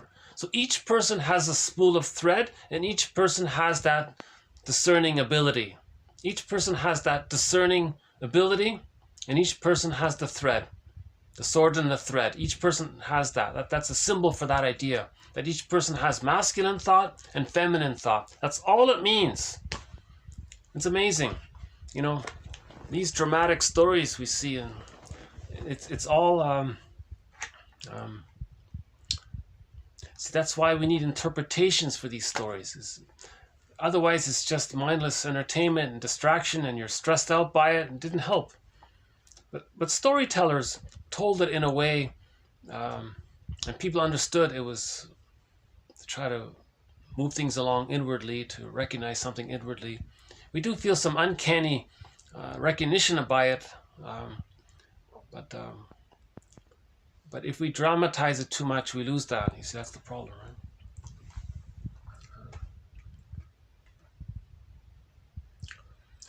Okay, I'll just maybe wind down here. You know why I'm feeling a little anxious today? It's because of this. I just learned about, I just discovered that there's a new documentary that came out last year. And there's a trailer for it. I haven't seen the documentary, but I read other material about it. It's about this indigenous people called the Beothuks. I'm not sure how you pronounce it. I think it's the Beothuks. The Beothuks. The Beothiks? The Beothiks? The Beothiks. Something like that. And here's one indigenous woman speaking in general. So this is the trailer. This is the trailer for a documentary called The Beothuk Story. And in the trailer here, there's one indigenous woman here. I think she's Mi'kmaq, or maybe a mixture of the Beothuk and the Mi'kmaq. And she asks a good question. She says, I want to know why people with a shade of beige tone of skin don't like us. Okay. Jesus. Should I maybe try to play it here? Hold on a sec. I want to know why white people hate Indians. Okay, I want to know why white people hate indigenous people. She says, I think she said Indians, but it didn't translate properly. She says, I want to know why She says, I want to know why. It's a fair enough question. I want to know why people with a shade of beige tone of skin hate the indigenous people who've lived here for 50,000 years or 10,000 years or something like that.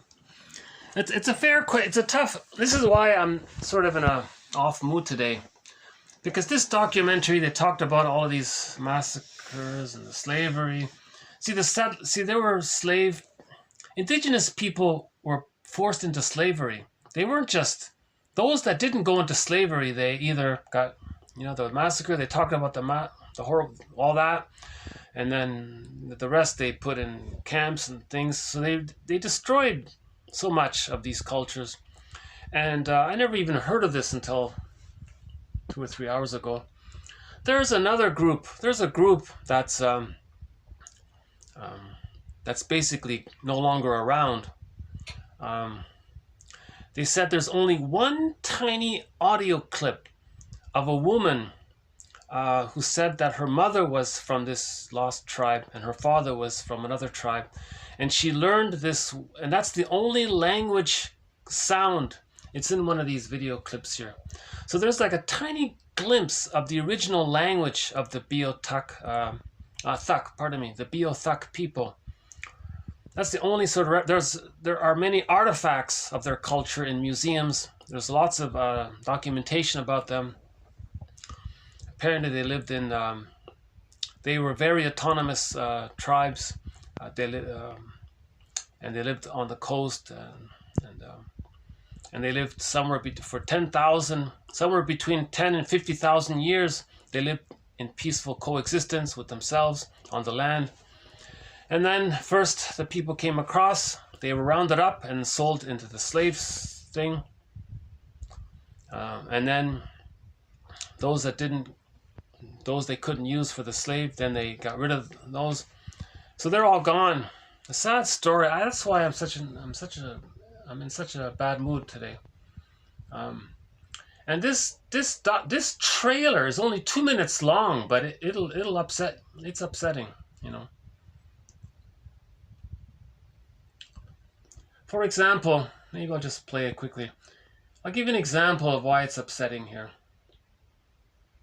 I'll just play 2 or 3 seconds of this.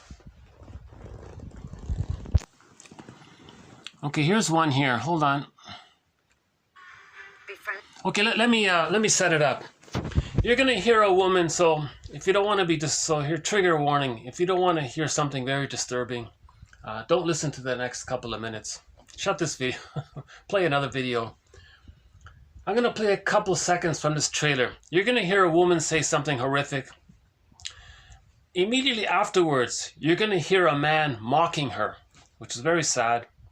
And the third speaker, she repeats what the first woman said. So the woman said something that's hard to hear. The man mocked it, and then another woman supported what the first woman said.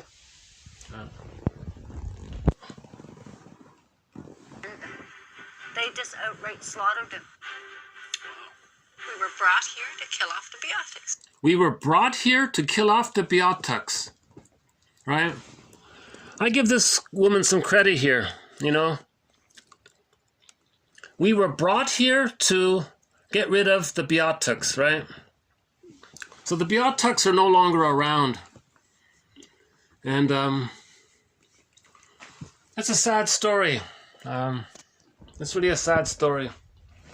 Now, this documentary claims that there are some people who mixed with other tribes, and there are some offspring that have some connection to the Beothuk culture, but they don't know the language.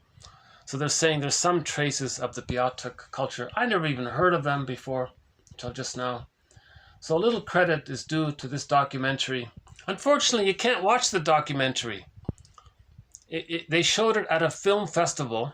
It ran for a week, but it was online, and you had to buy tickets during that 1 week. So nobody can watch it. There's no archive. There's no option to, pay the fee and watch the full documentary. Yeah. So all we have is the trailer and some other clips by other people about the Beothuk. And it's very painful to see other people just try to brush off the whole thing, you know, and actually add insult to injury. Obviously, if these indigenous people lived peacefully in their area for 10,000 years, possibly up to 50,000 years, and then at the same time, the people came over and they're no longer there. And we know from the other documentary called Rumble, if you watch the music not a very good documentary, it's called Rumble. It's about how indigenous people contributed to the music scene. But there's a reference there to how the indigenous people were intermingled into the trade there, the slave trade. You know. So a little credit to this woman, you know. So we have to face some of this stuff, you know. We have to understand this. So back to that woman, you know, she wants to understand why.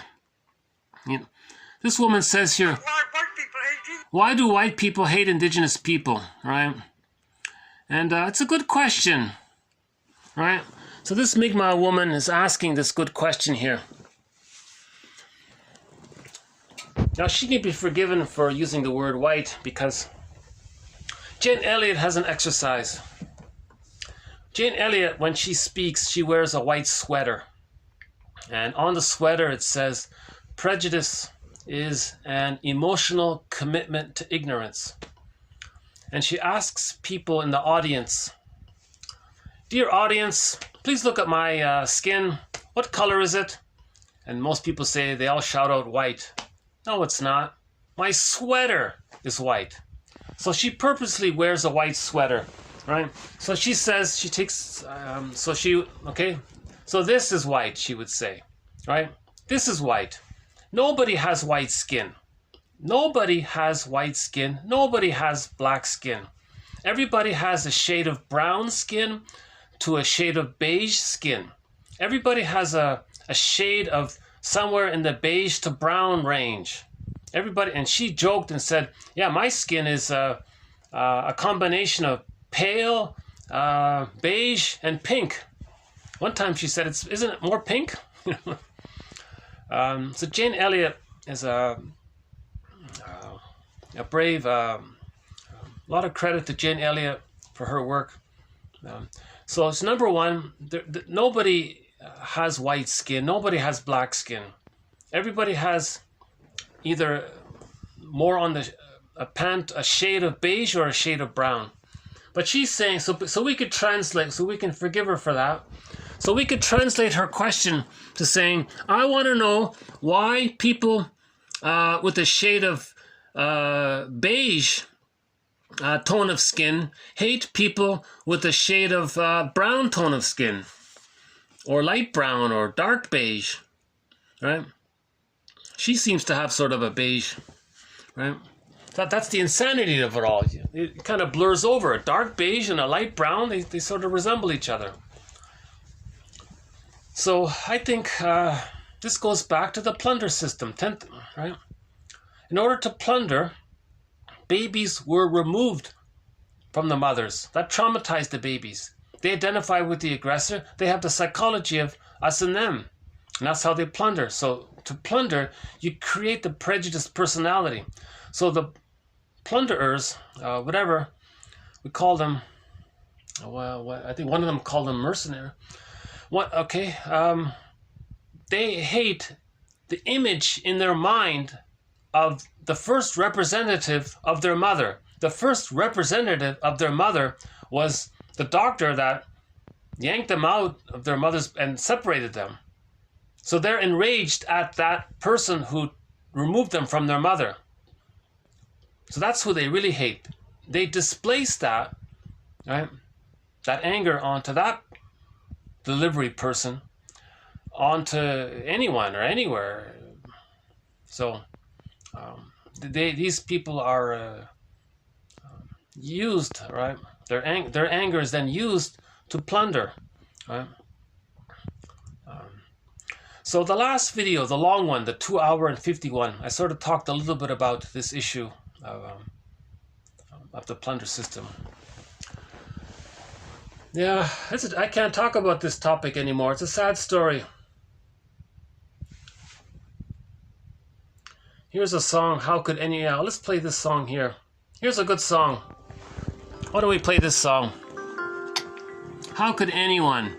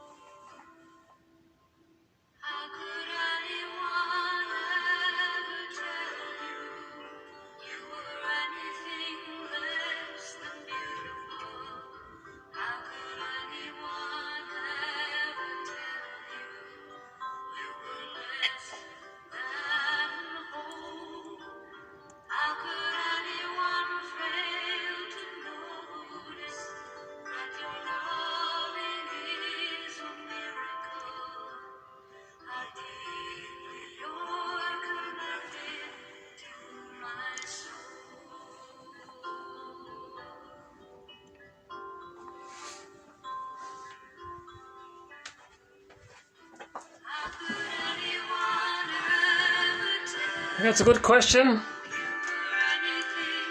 How can a mother reject their babies, you know? Well, that's what happens with trauma. A person gets frozen in time. The mother didn't get her needs for symbiosis to be seen. And she's stuck there and she's angry with her mother. The mother has the baby, she doesn't have it to give. So and what she does actually is intergenerational trauma. She's going to do to her child what her mother did to her to communicate what her mother did to her. So there's intergenerational trauma. That's the nature of repetition compulsion around trauma.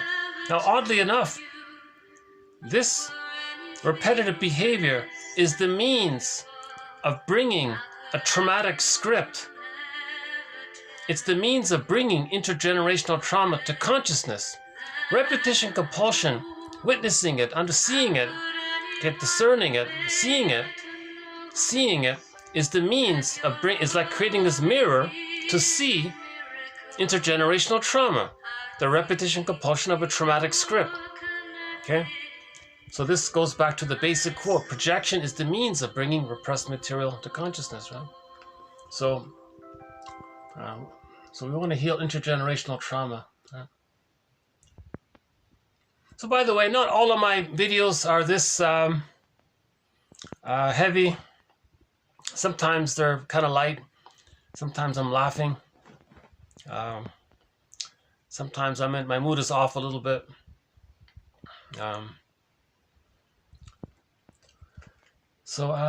But see that song, just taking a little pause, listening to the nice song, and I feel better already in just 5 minutes, right?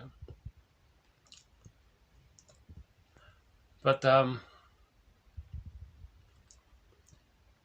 yeah, that's a good song. How could anybody tell you you're anything?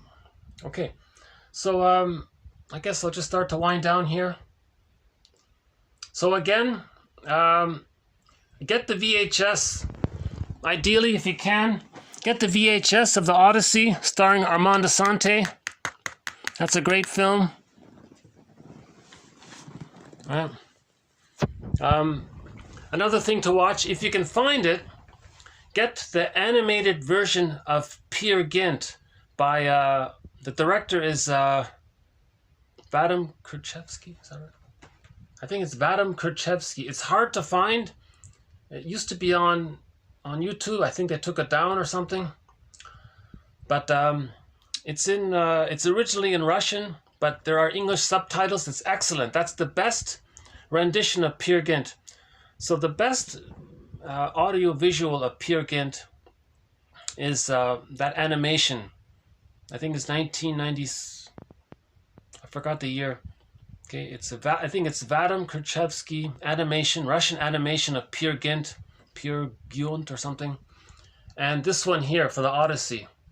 Theseus, I don't know, I'll have to look into the one for Theseus, if there's a good film version of the Theseus story. I don't know yet.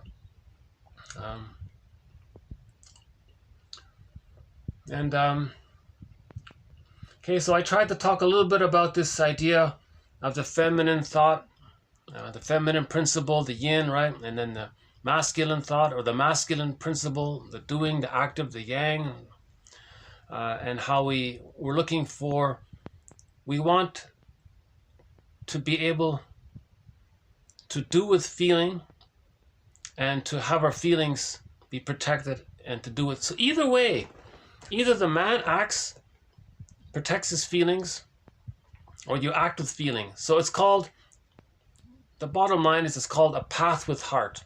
So the path with heart. So the labyrinth is the second journey to ultimately find a path with heart. A path with heart. So the path with heart, that's the active and the doing. That's the path. A life with heart. A life with heart. So you're doing, you're living. It's animated, it's motivated by the heart. So we're looking for the path with heart. So we go on this second journey, right? We go on this second journey. It's called the second journey, where we look in the labyrinth and we look at defense mechanisms. We understand projection. We look for the traumatic script. We understand repetition compulsion. We look at reaction formation. We look at rationalizations. We go on the second journey so that ultimately, okay, we can become reunited with ourselves, and then we have the path with heart. Right? I think a good video to follow up for this video is the one posted just before this, the longest one. It's 2 hours and 50 minutes long. The one that ends in TQ. The one marked TQ 1557 the one marked TQ 1957 to 1959. I think that long one might not be too bad I think that could be a good follow-up to this one. Because in that one I talked about the labyrinth a little bit. So that's a new thread. So I've started a new thread. This whole thing about the story with Theseus and the thread and the sword of discernment in the labyrinth. So the Loch Ness monster, or all of these frightening animals, the Minotaur, okay, that relates to the anger and the regression of the baby. That relates to complicated grief, the abandonment depression. That relates to a false concept that we created as a baby towards our mother. The baby is not a demon. The mother's not a demon, but the baby creates an image of the mother as a demon. But we don't say mother image, we say imago, to recognize that the baby created it, that the baby's mind created it. You see? So we're back to this first quote here. We make these things. Right. Where was it? We look at how we created it. It was somewhere in here.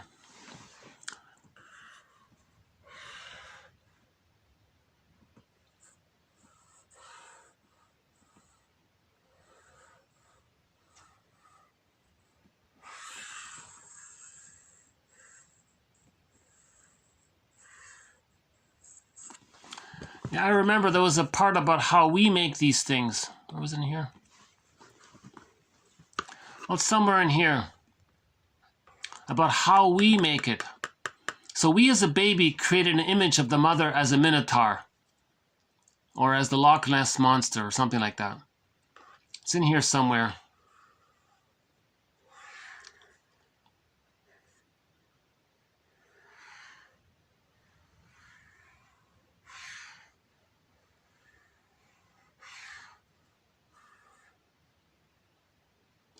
They are not mindful with themselves.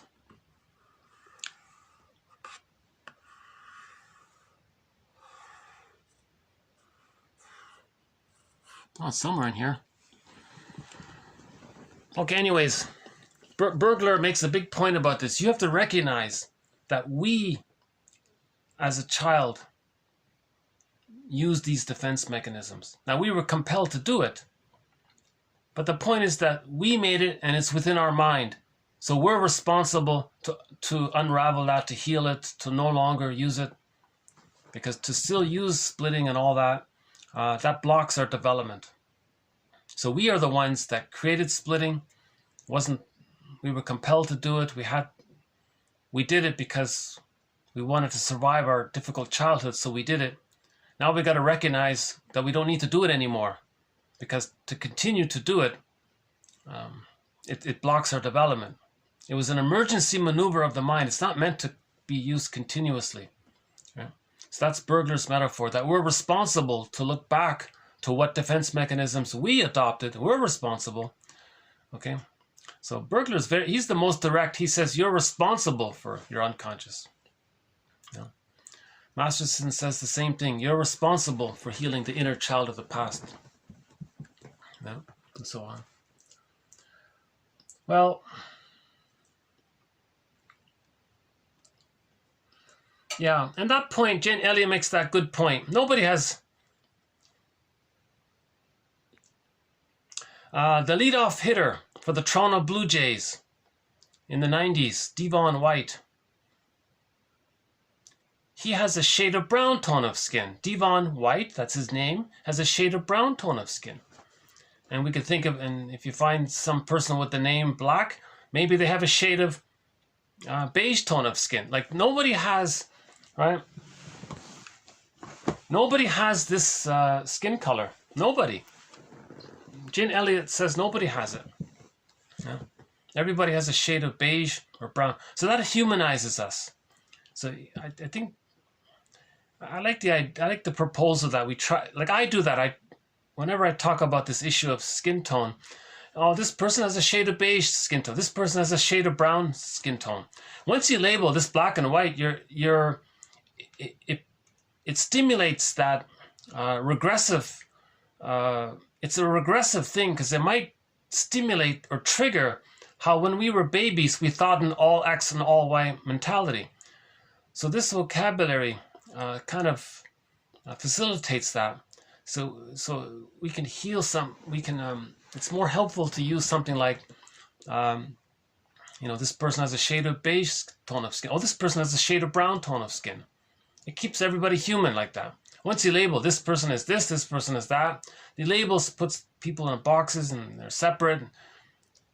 It's not the boxes, it's the separation that's the problem. The splitting is the problem, because when they're splitting, you accept one side and reject the other side. That leads to us and them. See? So we want to heal the splits. So all throughout this series, we've been talking about facing the unconscious ambivalence, healing the splits, and then that's the psychological birth, right, in the process. Okay, our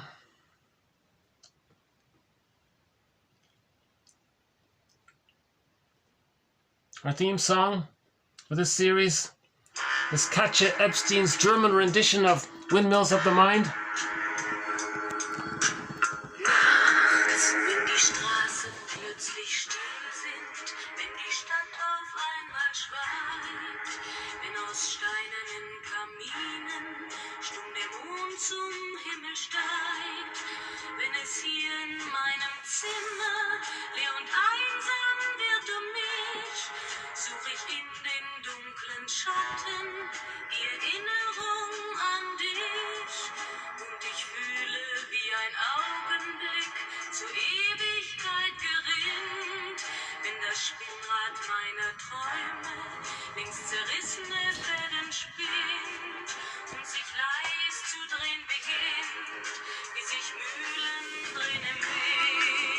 And we have some pretty good quotes coming up. Let's see. So coming up in future videos. Let's see, what do we have here? Okay, we have a couple of quotes. Okay, projective identification, countertransference. We've got some more quotes there. Adolescence. Okay, this thing about character defects. We've got some poems from E.E. Cummings coming up. We've got two poems from E.E. Cummings. Another one more about splitting. Existential anxiety is coming up. Therapy is a salvage expedition. Okay, a new metaphor for the therapy process. It's a salvage expedition. Finding and digging up the buried heart is not only at the core of our second journey as human beings, it is the real reason people come for therapy. Okay? It's a salvage expedition. Our heart got damaged. Our golden ball got damaged. It's a salvage expedition. Okay? So we are explorers of the inner world, right? I love this one, a quote by Montessori. No man exists who was not made by the child he once was. But that's a great quote here. Can you see it? No man exists who was not made by the child he once was. That's from the Montessori people, right? No man exists, no woman exists who was not made by the child she once was. I love that quote.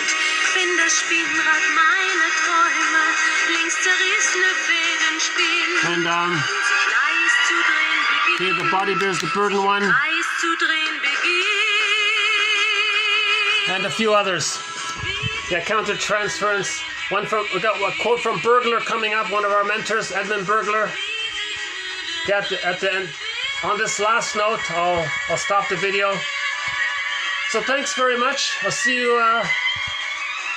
We'll continue with this second journey and quotes from Kunkel. So we've got some good quotes coming up. Thanks very much. Bye for now.